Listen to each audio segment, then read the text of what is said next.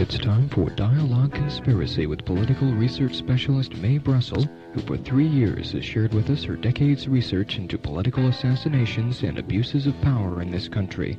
Her program relates the news of the week to emerging evidence about the conspiracy which allegedly maintains by force its control over the legislative and judicial processes in America. And now, here's Mae. Good afternoon. This is Dialogue Conspiracy number 183, February the 10th, Monday afternoon in Carmel, California. I'm going to mention the class at MPC that I'll be giving hopefully this next week and a half. We'll begin and then we'll go into a discussion for the remaining 45 minutes about the conference in Boston called The Politics of Conspiracy that took place last week, and I want to talk at length about that and the various researchers that were there. Last spring, I gave a course in Humanities, Monterey Peninsula College, with Ray Fabrizio and Mr. Yamato, which was a very successful course, I felt, in terms of student response. There were older people there, young people, some from the military, and we had 94 taking it for credit. There were another 100 at least visiting every week in lecture form 102. The energy that was given off was tremendous. The enthusiasm was great. And we gave out reading lists every week and felt that people could begin to study the news and analyze various conspiracies that have been taking place or took place in the past. It was a very detailed class, 16 weeks, 2 hours a week. There was no course in the fall, and I was told that we could have this class in the spring. By the time the class was set up, there was a subject of changing the title from Conspiracies and Assassinations to something having to do with Robert Kennedy and John Kennedy. There was another meeting of Mr. Fabrizio with the faculty. The Political Science Department wouldn't have the course under their heading. The History Department wouldn't have it under their heading. The Humanities Department didn't want it under their heading. They couldn't figure out where it fit. The English Department finally put it in as English 195. The class was not listed in the catalog. People came over from Salinas and were told the class was full when there were no names on the list at all. The school newspaper had nothing about it this year, and people who called in were told that they didn't know anything about it from the switchboard or any department. I never got any date about when the course was to start. I announced on the radio that it would be given because I was told that it would be given.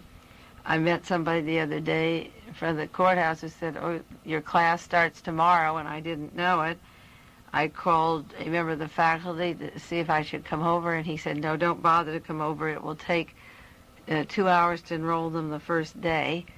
And I didn't believe there were that many students. Not only did I not know the day it was to begin, but I was told it wouldn't be necessary to come to the first session, which was pretty outrageous because last year the faculty wanted to enroll, and the students were so anxious to begin learning facts and information that we went right into the course the very first day. And I didn't intend to go over to the college yesterday until I received a phone call from somebody at Hartnell College who had come over on Friday to enroll and was told the class was filled. So this was obvious to me that the course was supposed to die, and the students signing up for classes, English, Humanities, History, Political Science, were not to know it wasn't to be given because, as I say, it wasn't in the bulletin, it wasn't on the schedules, and I wasn't told when it was to be given, and I was told not to come. A few people, I went over there when I found out what was happening, realized, and a few people were there, and the subject came up, should we put in the school newspaper if the bulletin couldn't print it in, or in the newspaper, the Monterey Herald. And we were told if we weren't there by Friday, 2 days later, then the course would be dropped. Then I was told that the reason it wasn't into any bulletin or school catalog when students signed up was because I talked about the program on the radio. Now you can figure out if it's not in any bulletin and it's not listed in any catalog or in the newspaper or the student newspaper and you can't talk about on the air, then the course is meant to die because the teacher giving it with me already had another class assigned for him on a full case load if this enrollment didn't equal the other one, which meant through this bureaucracy it would be shelved. I hate to see these students not have an opportunity to learn another side of history. I know this is a military town. We have Fort Ord, the Navy Postgraduate School, the Spy School, the Language School, and the Telecommunications System out at Kashawa. But even then, with 200 people attending last year and the enthusiasm it generated, the taxpayer should have a right to hear a researcher who's done 11 years of work, along with a teacher who's done a lot of work into political conspiracies. We should have the right to show them the documentation, the volumes to read, to come to their conclusions as to whether or not the government commission was telling the truth about political assassinations. So next Wednesday, we got an extension on the course for people who would like to attend and go right to the English department.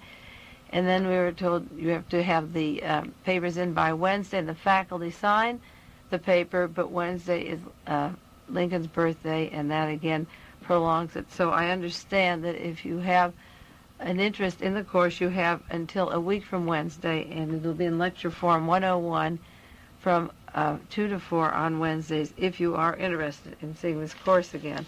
I personally would like to give the course. I don't get that much out of it except the direct communication with young people in my own local community, which is what the establishment or the powers that be feel threatened about. I know a lot of classes on campus were influenced by this particular course and asked questions of their professors on how certain conclusions were reached or certain questions about the government. And there are many people over there that don't like these kinds of questions asked. We had one visitor from the faculty psychology professor who visited the class last year for 1 hour and just about told everyone in the class that they were mentally deranged for not being home throwing frisbees that day, that it was a nice day. And what he said in effect was that it was really a mental sickness to want to know what was going to happen, and that these conspiracies, if they were, are going to move on anyway, and that you shouldn't busy yourself with it. But it's easy for that man to say that because he's a citizen from Switzerland, as I understand. He is not an American citizen. I wonder about the relationship of various spy agencies to Switzerland that I've studied, and I think that a non-American citizen has no right to tell us that we can't study our American electoral process. And if this offends the powers that be over at MPC, we don't need the class at all. I conducted a class in my home last fall. As a matter of fact, I had 8 people and charged them $30 each. We had 5 sessions where we talked about the nature of conspiracies, the way they come down, who's behind them. And I would just as soon teach small classes. If the faculty there deprives the young people here of having the class, the message will go out, and it doesn't matter how much they sit on it, the truth is going to come out in this country. And that leads to the next subject, the politics of conspiracy, the conference that took place in Boston, Massachusetts, January 31st, February 1st, and 2nd. There were 3 days of meetings of various researchers into political assassinations and conspiracies. About 1,000 people attended from Boston University, and some came in from New York, some from Ohio. Various states converged in a large group from Boston community who wanted to learn more about their government. One day prior to the conference, on January 30th, the headlines in a Texas newspaper said that Congressman Gonzalez was demanding a new congressional investigation of the John Kennedy assassination. He said that he had, in quotes, evidence that the CIA and FBI were behind the murder of Kennedy and that Lee Harvey Oswald didn't kill JFK. Those were the headlines of a paper in Texas across the whole front page, January the 30th. Incidentally, at the conference, I presented one of the few new pieces of evidence to come out. The Zapruder films we'll talk about were showed there. Many researchers have the FBI number of Lee Harvey Oswald, and I took to them the documentation taken from microfilm in the National Archives of Lee Harvey Oswald's CIA number, and I'm going to go, hopefully, to Washington in March and present that evidence into the Rockefeller Commission and into the Judiciary Committee. The fact that Lee Harvey Oswald not only worked for the FBI, which was in Gerald Ford's book, the first chapter of his book, The Portrait of the Assassin, but also I will present them with the CIA number of Agent Lee Harvey Oswald. Well, the same day before the conference that Congressman Gonzalez was demanding a new opening, Dick Gregory and Ralph Schoenman and Robert Groden had a press conference in Chicago, and that made the San Francisco Chronicle and the national papers. I saw it in all the papers when I came home. That was January the 30th. And they wanted to know who the three tramps were that are well photographed that were taken away from Dealey Plaza when John Kennedy was killed. They were taken by Dallas police and were never booked as suspects. And they also showed the famous Abraham Zapruder movies of the killing of John Kennedy, which indicated that the fatal shot came from the front. And furthermore, the film shows a gunman on the wall over by the corner of the grassy knoll with his weapon stretched out in front of him. You see his head or ears. The same day that the conference began, Friday the 31st, Dick Gregory and Ralph Schoenman and Robert Groden went to Rockefeller Committee in Washington, D.C., and presented evidence that Oswald was not responsible for this fatal bullet at all, and this should be part of the record of the Rockefeller Commission investigating domestic intelligence. Senator Lowell Weicker and Mr. Baker have seen these movies now. They've been entered into evidence that the Central Intelligence Agency and the FBI were involved, along with some other documentation, in the killing of John Kennedy.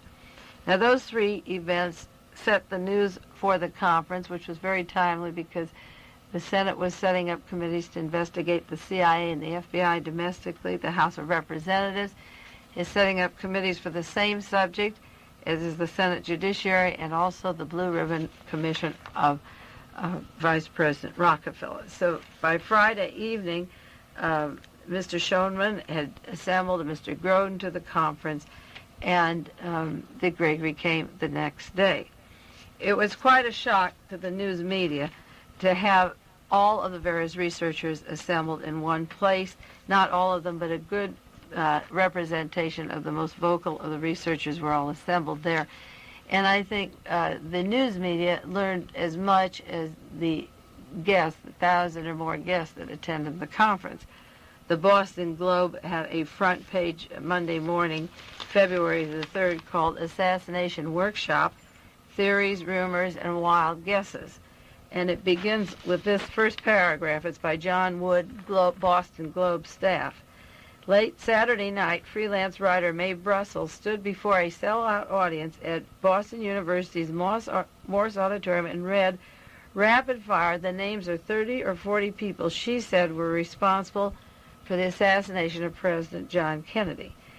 We'll go into more of that later, but the coverage did say by yesterday afternoon, speakers, researchers, and private investigators had shown to the satisfaction of many in the audience that one, Lee Harvey Oswald could not have possibly fired the shot which killed President Kennedy.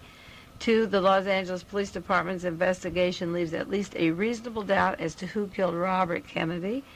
Three, James Earl Ray and Arthur Bremer, alleged assailants of Reverend Martin Luther King and Alabama Governor George Wallace, may have been employed by one or more government intelligence agencies.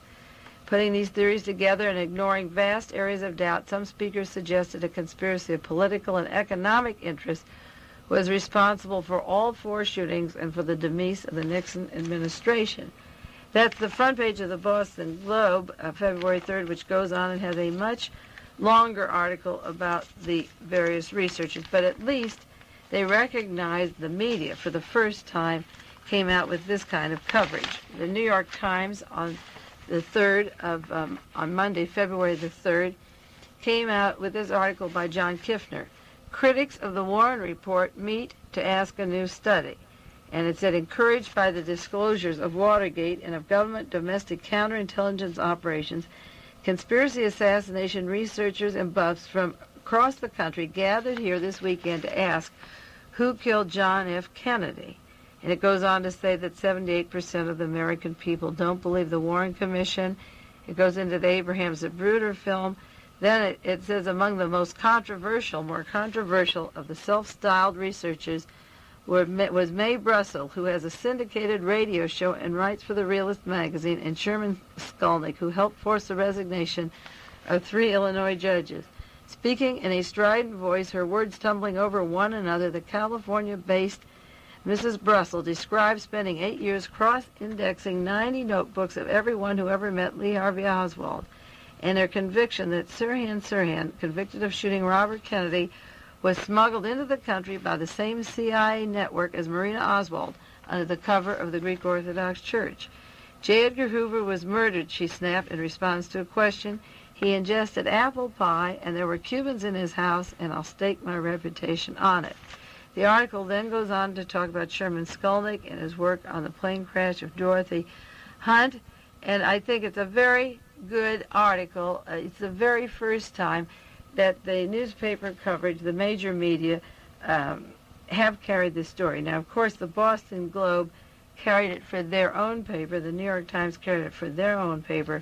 The Associated Press, the United Press, as usual, didn't cover the conference the way they should have. But the point is that these people could no longer be ignored by the major media in any way. And the most important thing is they were there, and they didn't give it exactly. They had some little snide remarks here, but they didn't give it any more tongue-in-cheek than most of the various researchers were giving each other.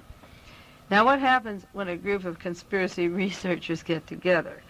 What was the purpose of the meeting? What was accomplished? Can we move as a political force until all these facts are open? These questions have to be answered by each of us who attended, and I'm sure each one has a different opinion on the matter.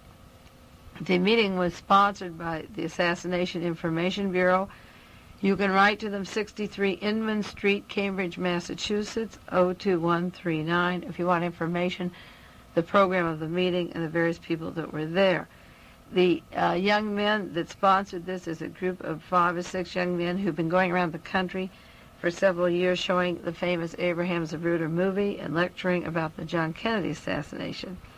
They're full of enthusiasm. They did a fantastic job making the meetings possible, and they hope to spread out their membership and their speaking engagements to reach all people in this country, young or old, and explain away some of the mysteries about the past political assassinations. Now, the thing which these young men do and which made the news so much this last week in all of the papers, this made the Associated Press, the United Press, was the Abraham Zapruder film. And I haven't talked about it for a long time. I've had a copy in my own home for 8 or 9 years, and I don't think I've only shown it 2 or 3 times, but even though it was old hat to me, it was new to the news media because they picked it up finally this week, and also the copy of the film is much superior to what I had. And the background of this movie, which is so important, it went to the Rockefeller Committee and the other groups, was that Abraham Zapruder was standing on the same side of the street of the Texas School Depository, where he was standing on the same side of the grass by the curb as the Texas School Depository. And Oswald, according to the Warren Report, was the lone assassin of John Kennedy, and all of his shots came from that school depository window, the 6th floor. That's what the Warren Report said. Oswald's rifle, which was allegedly an Italian Manlico Carcano bolt-action rifle, could only shoot 3 bullets in 5.3 seconds. And by taking the film strip and the timing of the first shot of John Kennedy until the fatal bullet, there were more than 3 shots expended, and you can see John Kennedy's reaction, John Connolly's. One went on the street and hit, ricocheted from the curb to Mr. Tague's face. It was Mr. Kellerman, the Secret Service agent, who said there was a flurry of bullets that came. The Warren Commission had to limit it to 3. Given Oswald's old rifle and the capability of the rifle, and given the amount of seconds that the firing took place, they had to limit it to 3. And in order to do that, they had to pick up all the other evidence and destroy it, such as the car that John Kennedy drove in was destroyed, the clothing that John Connolly wore was destroyed by dry cleaning, the brain matter of John Kennedy that would show that there were 2 guns by the chemical particles in the brain as compared to Oswald's rifle, the kind of bullets that threw out, that was locked up or destroyed. It was in the archives at one time.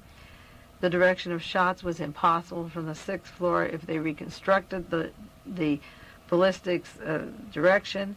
Only 1 bullet was found when all of this was over, and it was a new bullet with hardly any particles removed. It was supposed to have gone through John Kennedy and John Connolly. The doctors at Parkland Hospital said it was an entry wound into John Kennedy's throat, and the doctors at Bethesda Medical School, the Navy hospital that did the autopsy burned their original autopsy findings. So the discrepancies of the bullets, the direction, is somewhat solved in the famous Abraham Zapruder movie, because it shows very clearly that John Kennedy's head goes backwards, and the law of physics would say that if it was hit from the front, the head would go back. And it also shows a gunman to the far right as it pans, and this was deleted before. And for various years, the researchers have insisted that this Zapruder film was important to solving the Dallas assassination.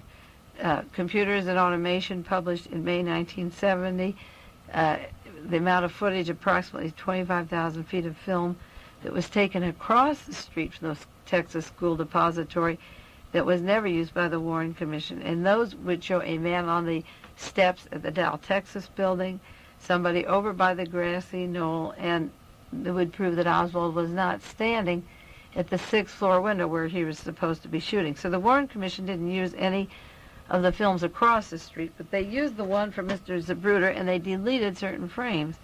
And Life magazine paid Abraham Zapruder $1 million. As soon as John Kennedy was killed, they were right on the street, bought the film, and then the commission never subpoenaed the film to come to their thesis that John Kennedy was killed from the rear, where he's actually killed from the front.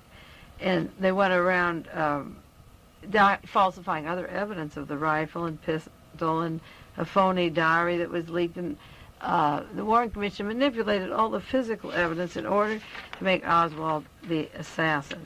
Now, the Zapruder film was important. It was presented in Washington to the committees investigating domestic intelligence. About the people attending the conference, who actually attended, I can give you a brief rundown. Mark Lane was there. He wrote Rush to Judgment, and he did a movie called Rush to Judgment. Penn Jones Jr., Penn Jones, who wrote 4 books on the Kennedy assassination or deaths relating to the Kennedy assassination, called Forgive My Grief, Volume 1, 2, 3, and 4. Wayne Chastain was there, who was writing a book, Who Really Killed Dr. King and the Kennedys, and he's been working with James Earl Ray.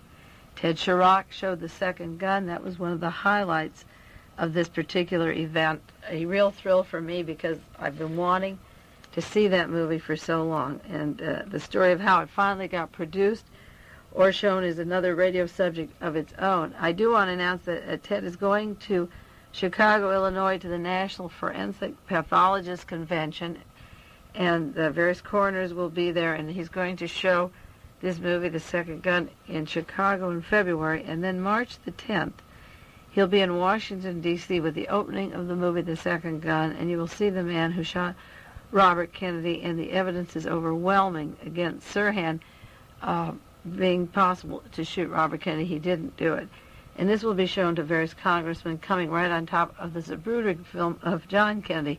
Ted Chirac is terribly important because Godfrey Isaacs is reopening the case on Sirhan, and this is a very important movie at this time, but he has a law case opening up just like James Earl Ray has in Memphis, Tennessee, and these 2 cases are going to trial soon.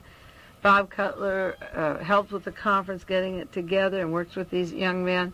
He's written entire book on Bullet 399, and he gave a seminar on You, the Jury, regarding Chappaquiddick. Peter Dale Scott was there. He spoke at one discussion group. He wrote a book, The War Conspiracy, and he has an unpublished document, The Dallas Conspiracy. Sherman Skolnick from Chicago was there with Alex Bados. He has a group called the Citizens Committee to Clean Up the Courts, and you may write to him for literature. I give his address from time to time. It's 9800 South Oglesby Avenue, Chicago, Illinois, 60617. He has literature backing up a lot of what he says in documentation, and for a small donation, you can write to him for this. Incidentally, I'll give the address of the soundtrack for the movie The Second Gun. It's called Why, and it has the campaign speech of Robert Kennedy. It has interviews of newsmen in the Ambassador Hotel.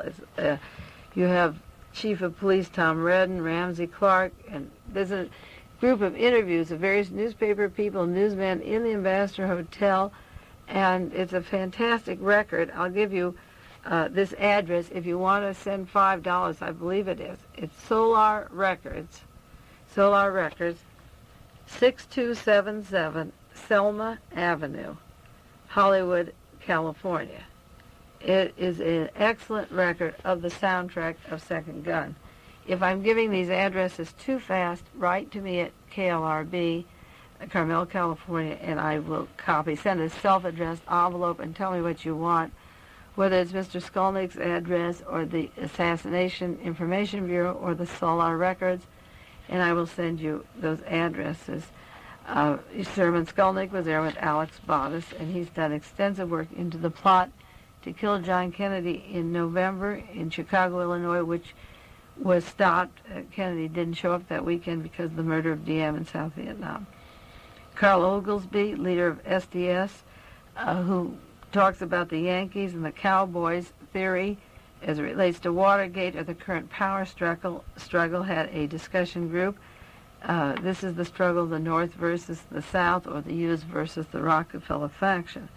Jeff Gerth, journalist, investigator, spoke on the area of Miami. Richard Nixon, Rebozo, organized crime, and the links of these men together.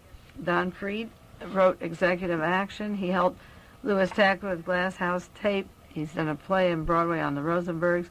He's making a movie, Sirhan, and Don Freed was there to discuss his various books and plays, and as a researcher. And Robert Salant had one seminar group on Saturday on the Wallace shooting. Robert Groden showed his pictures of the Zapruder film, and along with Mark Lane, they discussed the JFK assassination. Tim Butts was in Boston. He represents the Fifth Estate, which is a Washington group to expose intelligence networks inside the USA and their abuse of domestic communities. He publishes The Counter Spy. Their group publishes The Counter Spy. And he also now is branching into the use of political assassinations as a method of utilizing the intelligence system inside the United States. Richard Popcon, the professor of philosophy from St. Louis, author of The Second Oswald, attended the conference. And then Dick Gregory came in on Saturday. He's interested in JFK assassination. And like myself, he's interested in the link of the people who did the assassinations to the present problems of provocateur-type violence and terrorism, to planned famine, to staged riots and police-state tactics to eliminate all minorities and genocide. And Dick, like myself, sees the link of the John Kennedy to the genocide that is planned in the future. So he has become very active with the researchers on political assassinations. And then Flo Kennedy was there too, the Feminist Party, one of the organizers of the Feminist Party, lawyer, lecturer, and writer, and conference. And she attended the conference. Now, just in analyzing the conference, back to the original question, what happens when a group of researchers get together? Well, Friday evening, Mark Lane spoke about domestic assassinations, and there was a panel discussion of various persons, including myself, on Friday night. Then there were 9 separate conferences going on all day Saturday, and then in Saturday evening, there was the question, who done it? With Mark Lane, Penn Jones, Richard Popcon, Mae Brussell, Sherman Skolnick, and Peter Dale Scott. And Sunday, there was a discussion open to the floor on what do we do about these political assassinations. Can we move as a political force? How do we get organized? Well, some of these people, these researchers, I have known many years, like Mark Lane, Penn Jones, and then through the years I picked up other friends at Chirac since the Robert Kennedy assassination, Don Freed. We've known each other for many years. I think one of the big problems of getting this information out to the public is that researchers, just like any other group, whether they're insurance salesmen or a convention of shoe salesmen or doctors or whatever it is, you have your strata of politics and ego trips and chopping each other down. And so that each one is interested in selling the, say, 1,000 people plus news media out there their theory more than they were interested in learning from each other what the other one was doing, whether it was a jealousy or an ego trip or a limited ability to understand. I really don't know, but I had the general feeling when all of these heavies got together that they would wine and dine or dance around several people there who had given money to researchers in hopes that something would befall upon them of money, or were interested in the way the news covered it, or influencing, as I say, their particular opinion rather than learning from each other. I have had trouble relating to Mark Lane personally. I've known him since 1964. He spoke at Beverly High in 1964, and he did a lot of work on the grassy knoll. He went right out there, and he did a lot of work on the killing of Kennedy. And I know that when he got into that work in 63, and a lot of men were into the dynamics of the ballistic evidence, I was more interested in the fact that if Oswald didn't shoot John Kennedy, how did the government pass off the fact that Oswald did? How did they fabricate the evidence? What was planted? What was altered? Who was lying? How did they get them to lie? What did they gain from it? So that I spent 11 years finding out who the people were that were involved in covering it up and who were responsible for the assassination. And I saw Mark Lane in 1967 when I went down to see Jim Garrison in New Orleans. And at that time, when I walked in, he walked away. He wasn't interested in what I had done for 4 years, and he was still at the grassy knoll. We met again now in this conference, and again, after 11 years of research, he didn't say, well, what are your conclusions and what is happening? And the last night, the Saturday night, there was a question of who done it. And Penn Jones got up and started to talk about the deaths in the Dallas area. Dick Gregory was talking about different problems, the relationship of fasting to getting your head straight. And Richard Popkin wasn't really naming anybody. He was talking in very vague terms. And Don Free gave a short speech on the dynamics of assassinations and conspiracies. Peter Dell Scott went into one corporation down the Dallas-Fort Worth area, and I was getting really very itchy because I just didn't understand how these men could be so wishy-washy after 11 years. They must have certainly thought of something that was going on. I didn't understand how they could be this blocked out. So I got up and said, "J'accuse," and the purpose of this thing is to tell you, well, what happened. It isn't just that Kennedy's head went backward. Who hid the information? Who is not telling you the truth? And those of you that listen to Dialogue Conspiracy know that I am not afraid to mention names. I'm not afraid of lawsuits. I want these things investigated, and I think I have a right to mention names, which I went ahead and did. And I mentioned about 30 people to 40 people that I thought were involved in these particular conspiracies, and I suppose that's why that made the first paragraph of the Boston Globe. I mentioned William Sullivan of Division 5 and Marina Oswald and Captain Fritz of Homicide in Dallas. And I mentioned a list of Michael and Ruth Payne and a cross-section of people that the researchers would not know, and I didn't have time to show how the 40 were involved.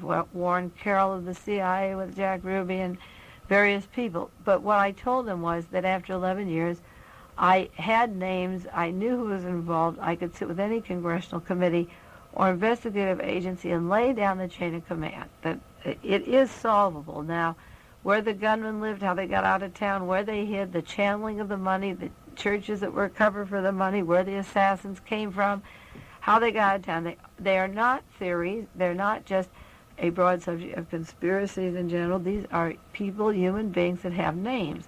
And Mark Lane hit the ceiling. He got up right away and said, we're not talking about names. We're not naming names. And the New York Times said that Mr. Lane was visibly upset by these charges that I made. He was visibly upset.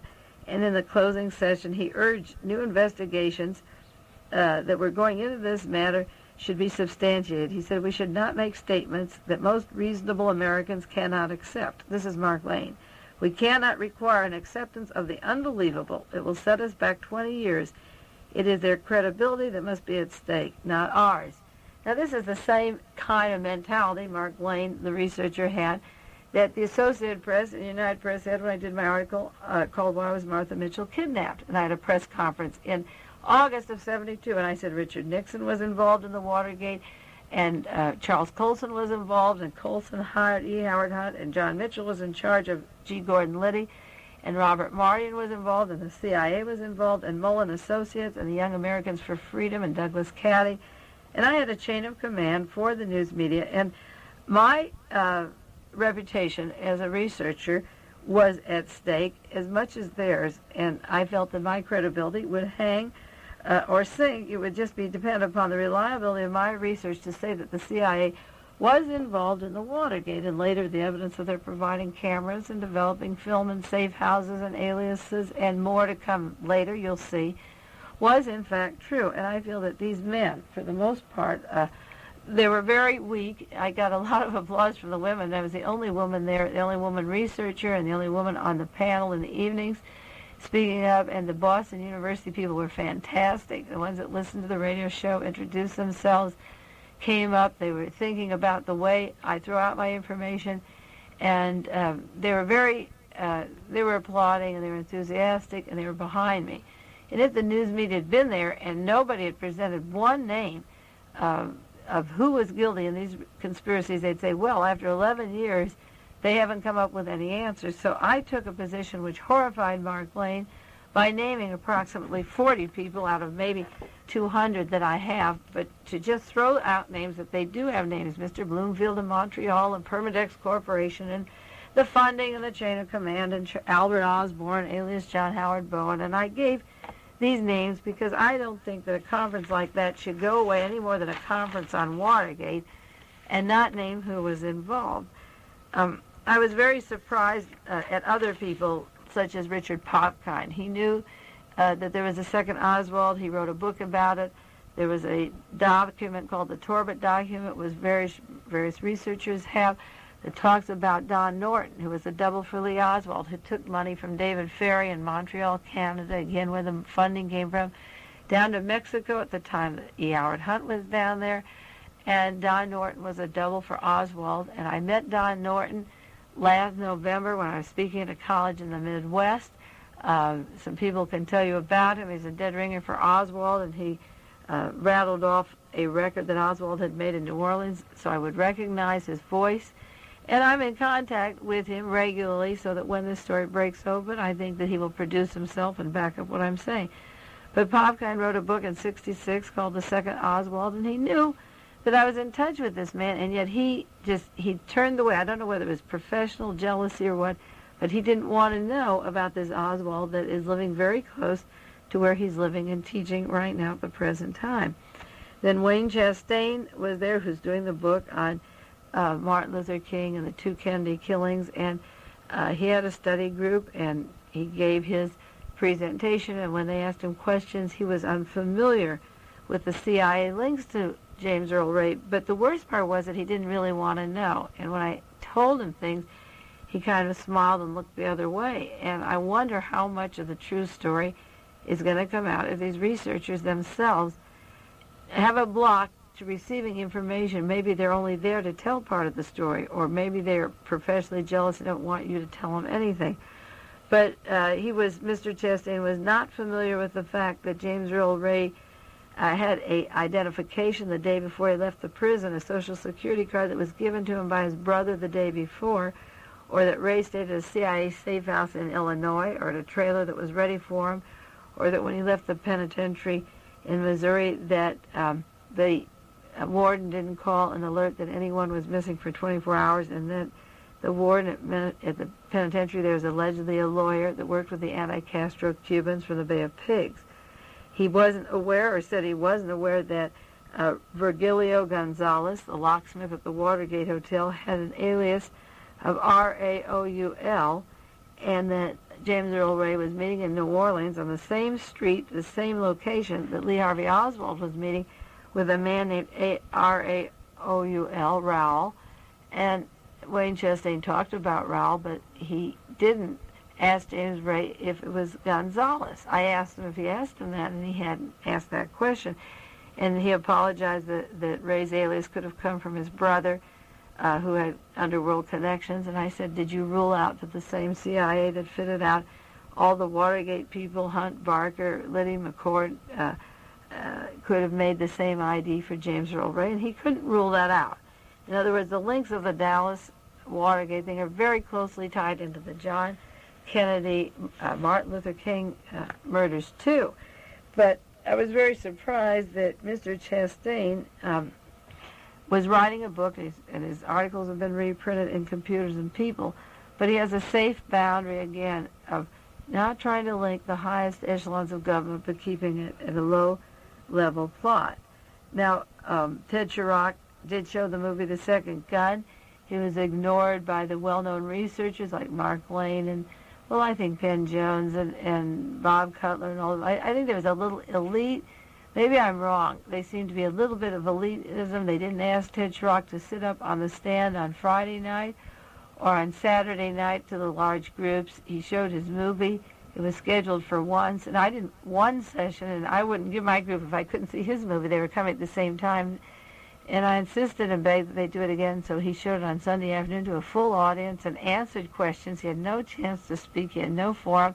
He was in the Ambassador Hotel just inches away from Robert Kennedy when he was shot. He's followed the thing from that hour, and Ted Chirac was ignored by Don Freed, who's doing the movie Sirhan, Sirhan.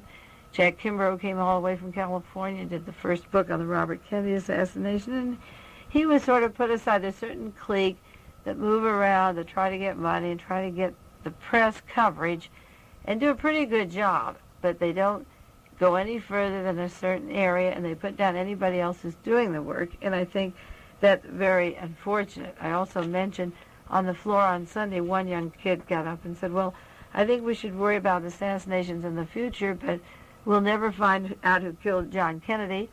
And I told them about a very reputable and well-known lawyer in Beverly Hills. I told the whole group this one afternoon, where there's almost 1,000 sitting in a hall before we left on Sunday. And I told them that there's a lawyer in Los Angeles who has called me, and that he has a friend working in aerospace on Santa Monica Boulevard in California who has in a vault all the information that is also in a vault overseas about the killing of John Kennedy, and that one of the gunmen lives in Canada and through an intermediary wanted to meet me. As soon as I can get some money and time to go to Canada, I would meet this gunman that he is willing to talk. I think he knows, the same as David Ferry or Clay Shaw or Jack Ruby, he will be murdered if the investigations go too far, so he wants to surface now like a John Dean and tell what he knows. And I gave this information as well as the CIA number of Lee Harvey Oswald that links him not only to the FBI but to the Central Intelligence Agency. And I can truthfully say there wasn't one researcher that came up to me afterwards and wanted to know about the man in Canada. Now, from the floor, somebody came to me right away. They live in Canada and wanted to know what city.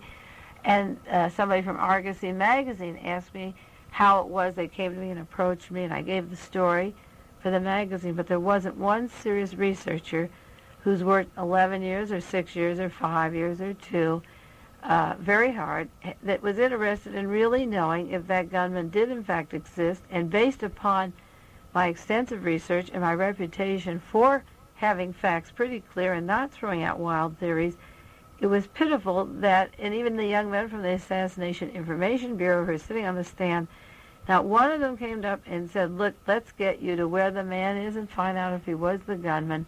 This may solve all of our problems. Not one person in the mind of the researchers, and that is pitiful. I don't mean to put them down, and it isn't really sour grapes, because I will continue to publish, do radio shows. This show goes all over the country. It goes to Sweden.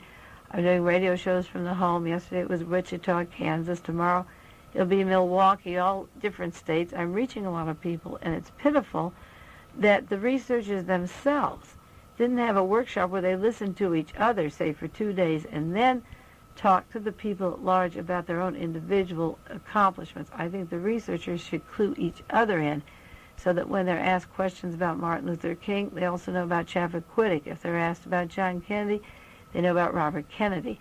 I think they should get off their individual ego trips and not keep pushing their own thing and learn what the other people have to say, too. At least consider it as a long series of assassinations and conspiracies that are possibly linked, and they should go over each other's material for names, like Second Oswald's. Popkin did the book on Second Oswald. He could collect the information, which I have, on to Donald DeFreeze, to Sirhan Sirhan's, to 3 James Rays. He could assimilate that if that's his specialty. You see, And I think they should get together. I was talking about the Eustachian violence is related to conspiracies, and Sherman Skolnick is working into the American Odessa file in Chicago, which fits my research, and we work very well that way. But by and large, the men were on their separate trips, and altogether they weren't too thrilled with the woman there. But I stayed there and gave out some facts, and hopefully they'll be used. But it was a good conference, and the media took notice, and we will have other conferences. And in the future, I'll tell you a little more about them. That's all for this week. Dialogue Conspiracy. It moves pretty fast. I'll see you next week. Take care, and we'll be back with you next week. This has been Dialogue Conspiracy with political research specialist Mae Brussell, who for 10 years has been researching the facts behind political assassinations and conspiracies in this country. Dialogue Conspiracy originates with KLRB-FM in Carmel, California.